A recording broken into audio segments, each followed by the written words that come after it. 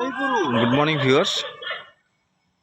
ये आपणकर सरदेपुर location actually सरदेपुर location आप समस्त जानी बोध जान थे मुझे आपको कहीदे। ये आप उत्तरा और बालाकाटी सॉरी उत्तरा और धौली मझे ये लोकेशन पड़ो जोटा कि फुली आपण देखिथे रेसिडेंशियल पर्पज बहुत बढ़िया लोकेशन। देखु ये आपणकर फुली 1740 आपणकर अच्छी जोटा कि आपणकर कौन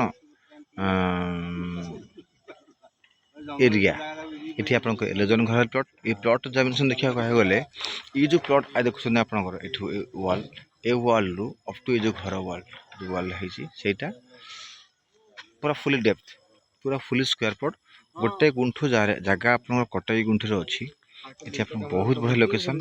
हाँ एलेजन घर प्लट आप दुईटा फार्म फेसिंग हो पार नॉर्थ हो पार साउथ हो पार। Interest person please call me. Thank you so much. देखो पाखा घर मुझे को ये वीडियो रे बहुत किसी कहवाई चाहूनी बहुत किसी न कहले भी आप जानीपर यही लोकेशन रे आपणकर पूरा लोकेशन अच्छी। देखो पूरा टोटाल फुली घर प्लट